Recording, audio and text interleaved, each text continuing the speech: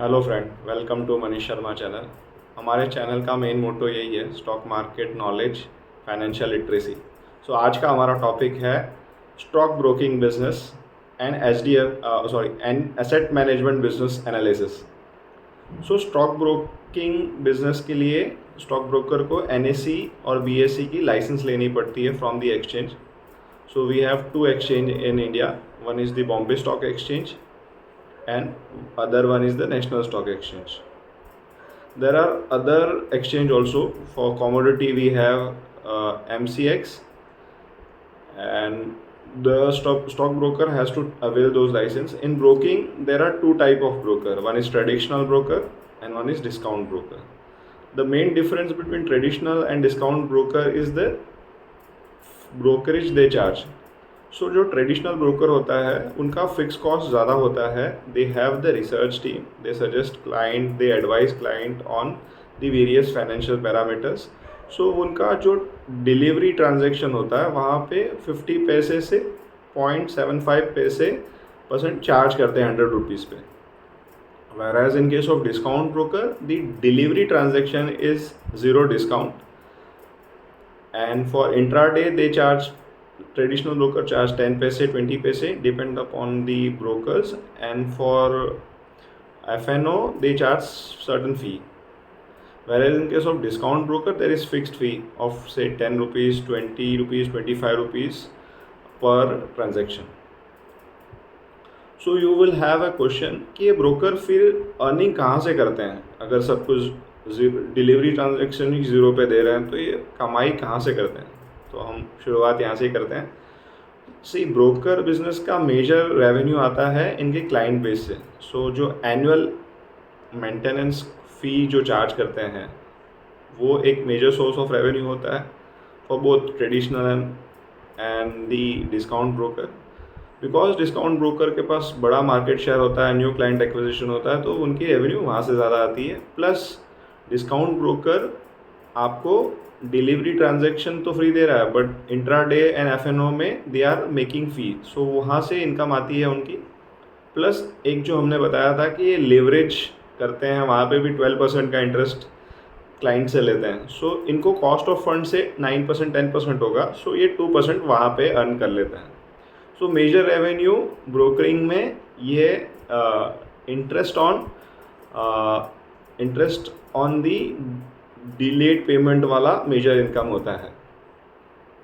सो brokerage business जब stock market अच्छा कर रहा होता है तो बहुत अच्छा कर रहा होता है क्योंकि वहाँ पे बुल रन होता है. सो बुल रन में बाइंग एंड सेलिंग बहुत ज़्यादा होती है.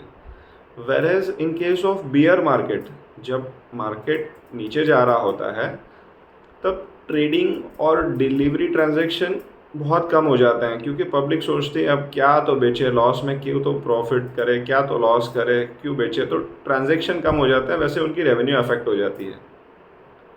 अब आते हैं एसेट मैनेजमेंट कंपनी के बारे में. सो हमने एसेट मैनेजमेंट कंपनी के बारे में आपको बताया था कि जो ट्रस्टी होते हैं वो ओन करते हैं एसेट मैनेजमेंट कंपनी को, और asset management company mutual fund offer करती है.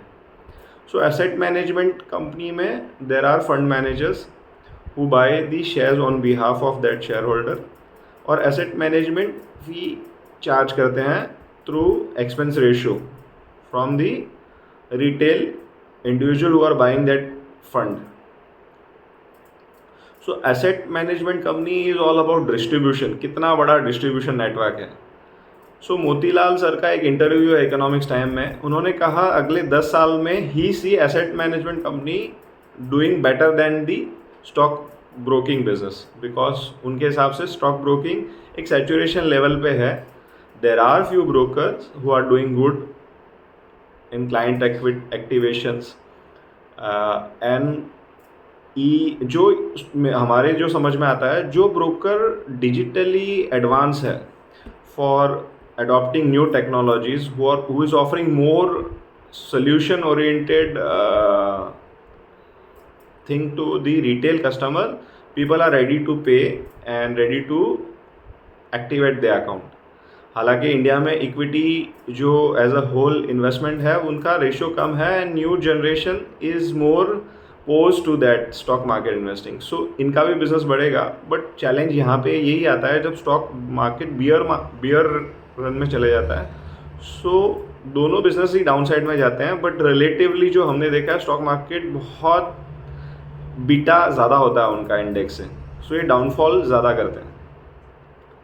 सो आज हम एक एसेट मैनेजमेंट कंपनी का भी रिव्यू कर लेते हैं. सो है HDFC एसेट मैनेजमेंट कंपनी. इनका बुक वैल्यू है 282 and return on equity is 24.5. So we will consider 25. So हमारा tax free risk free ratio इनका आता है 5. सो 5 मल्टीप्लाई बाय 300 के शेयर आप 3000 में बाय करोगे. So is it fair? It is fair I would say, because there is a growth. So ये business में ऐसे ही होता है, जब बिज़नेस बुल रन में होता है तो स्टॉक अच्छा परफॉर्म कर रहा होता है. तो देखिए इनका जून क्वार्टर का जो सेल्स रेवेन्यू था वो 575 था, जो कि सितंबर में आया 643. सो इनका ईयर ऑन ईयर ग्रोथ आया 18%. सो जिसमें ग्रोथ होता है वहाँ पे मार्जिन, मतलब वहाँ पे प्रीमियम होता ही है. सो EBITDA EPS नेट प्रॉफिट आया इनका 438 एंड EPS आया 20.5. सो ईयर ऑन ईयर देखें या TTM देखें, सो इनका जो मार्च 23 का नेट प्रॉफिट था वो था 1424 वर्सेस जो अब तक का ट्रेलिंग प्रॉफिट आ रहा है based on the past trend is 1661. So EPS growth पिछले टाइम का था 66, अब का 77. सो जिस बिज़नेस में ग्रोथ होता है उनको वैल्यूएशन ज़्यादा मिलता है. सो हमको भी ऐसे लगता है कि asset management company stock broking से ज़्यादा अच्छा करना चाहिए. बट अगेन यहाँ पे क्या होता है, because stock market business and asset management company is very much regulated. So ज़रा सा ही रेगुलेशन में चेंज आने से, जैसे सभी ने इनके मार्जिन को कुछ कम कर दिया, सो ये बहुत अंडर परफॉर्म कर जाते हैं उस टाइम पे. सो ये हमको बहुत केयरफुली करना चाहिए. हालांकि आप 10 ईयर्स 10 ईयर्स 20 ईयर्स का डेटा देखते हैं यूएस में. सो यूएस में जब पर कैपिटा इनकम बढ़ा था तो एसेट मैनेजमेंट कंपनियों ने भी काफ़ी अच्छा बिजनेस परफॉर्म किया था. सो ये था बिजनेस एनालिसिस.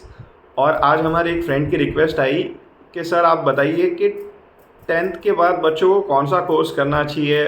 और बिकॉज हमने खुद ने कॉमर्स किया है, कुछ चार्टर्ड अकाउंटेंट है, तो कौन सा कोर्स बच्चों ने करना चाहिए, इस पे आप थोड़ा एक सुझाव दीजिए. जो कि हमारा चैनल स्टॉक मार्केट का है, बट ये ऑफ द टॉपिक हम ले रहे हैं just to educate student that commerce में भी you can make good careers. So after 10 you have option to take science, take commerce और आर्ट्स. Science में you can do, if you have interest in medicines, then you can do MBBS, you can go into regulation, you can go do big pharmacy, bachelor of pharmacy and master of pharmacy. You can go into engineering. There are various types of engineering, like you have civil engineering, you have software engineering, you have industrial engineering, you have IT engineering. There is food technology engineering, depending on your interest. In commerce you have 3-4 options. You can do BCom, you can do MCom post graduation. There is some course on banking and finance if you're interested in banking. There is professional courses like chartered accountancy, company secretary, ICWA. So we prefer chartered accountancy over the other two because we feel कि India में chartered accountants are value more as compared to the other two, although they have their own value. We do not say that, but more we feel that chartered accountant are more recruited in the industrial area. Industries are more preferring chartered accountant over the other two profession, although company secretaries are required for company law and regulation.